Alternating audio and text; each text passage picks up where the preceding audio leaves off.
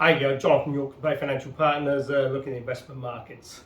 Certainly so far, September has been a pretty volatile month for US equities, and that's really spread to global equities around the world.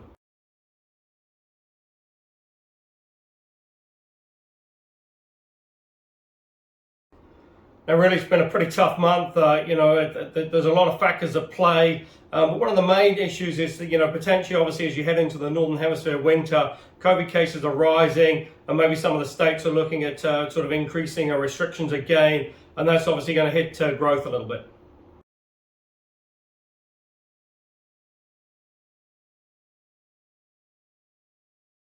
On the flip side as well, obviously you still got inflation. It's going to be very interesting now to see how this sort of plays through. Is it going to be transitory, or is it going to be a little bit more longer term?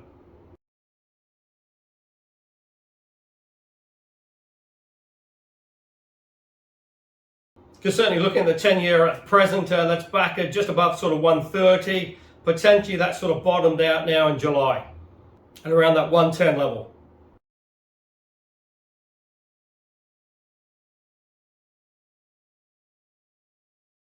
So really going to be pretty interesting over the next couple of months, because certainly if interest rates do continue to rise on the worry of about sort of continued inflation, and the inflation is going to be a little bit more longer term, then potentially the markets could see a little bit further sell-off.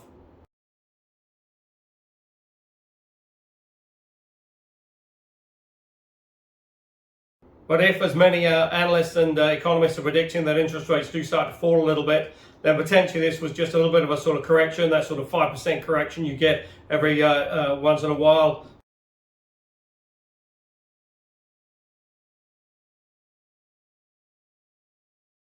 Then added into the mix as well, obviously you've got a Fed meeting this week. Now, given this increased volatility, potentially the Fed sort of sit on the sidelines yet again, and potentially now push out their sort of start of the tapering and sort of reducing their sort of support for the markets to a sort of early part of 2022.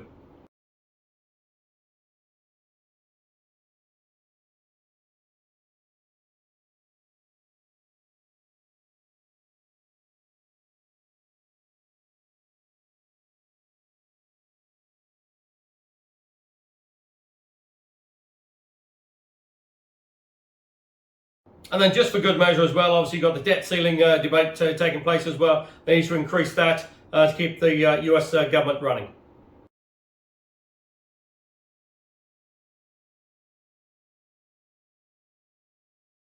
But what is quite interesting is most analysts and commentators still expect a pretty favourable environment for equities going into 2022, and still looking for sort of higher levels over the next sort of 6 to 9 months on most of the major US indices.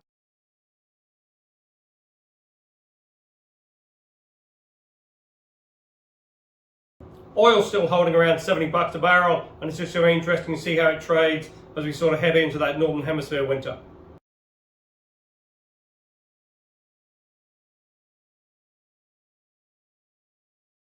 UK and Europe sort of learning to live with COVID now, with those vaccination rates getting pretty high. And, certainly if you look at the UK's sort of economy, and more importantly, the big sort of sporting events and concerts, etc., it's almost like COVID never sort of existed. You've got mass gatherings, you've got big crowds, and it's just sort of almost life is almost back to normal.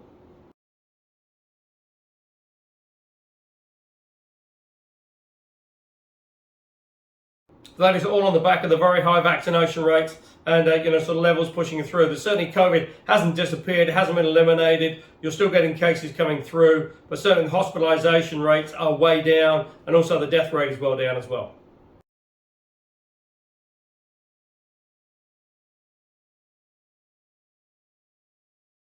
So on the back of that, the UK economy is certainly pushing on at a pretty good rate, and certainly got a bit of catching up to do over the next sort of 6 to 9 months.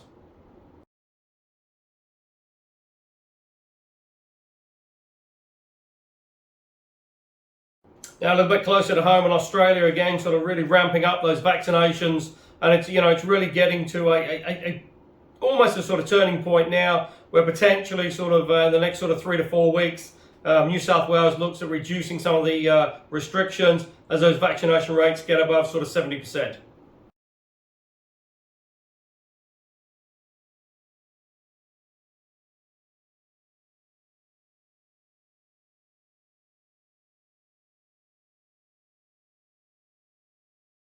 because certainly it's hurting the Australian economy. But I say, as these vaccination rates are getting up, and in New South Wales and also Victoria as well, then gradually you're starting to see a little bit of light at the end of the tunnel.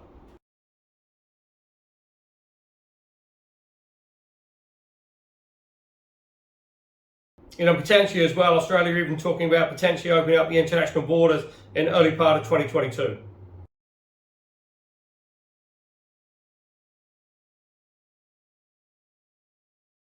Now, if that was the case, obviously that would be a major boost for the Australian economy.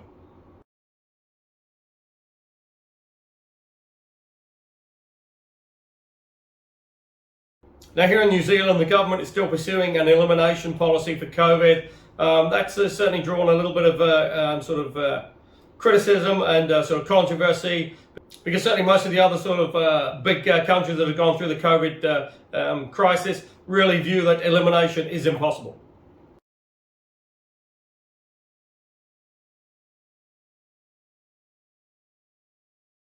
Especially if you're looking at opening up the international borders.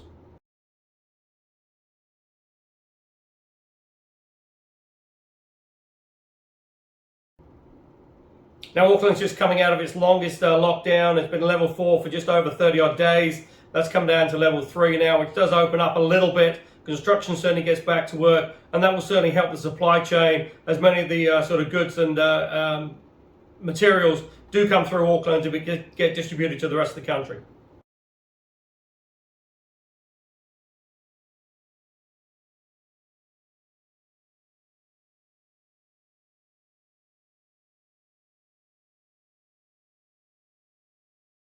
Now, obviously, the worry is that those restrictions have been relaxed a little bit. Potentially, with non-compliance as well coming through, potentially there is some worries that COVID now could get out into the community and the rest of the country.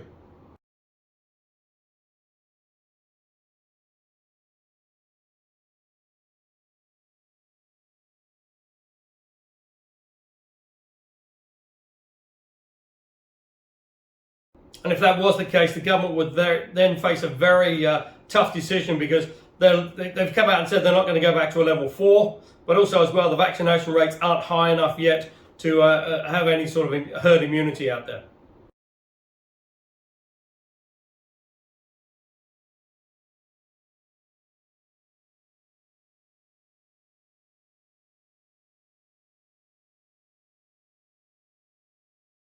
So while the economy is going to get a boost from Auckland reducing its restrictions, it's just going to be very cautious and really needs to be sort of well managed going forward.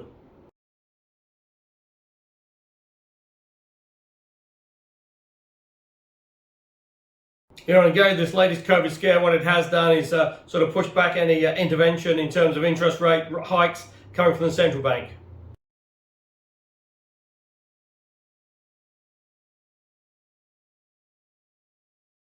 Because now at best Auckland will go down to level 2 at the early part of October. Potentially that could even be mid-October, in which case, potentially you're not looking at any rate increase now in New Zealand until 2022.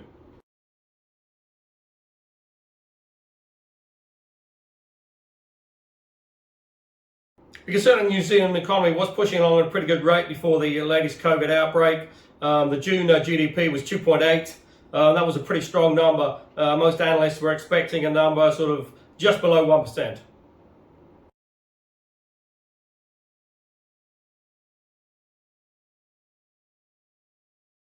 Now, obviously, third quarter is going to be pretty weak because of the lockdown. But again, potentially, if we see a sort of a pickup again like we did when we came out of the last lockdown, and potentially the fourth quarter GDP should be a pretty good number. And then possibly you look for a sort of a rate move in early 2022.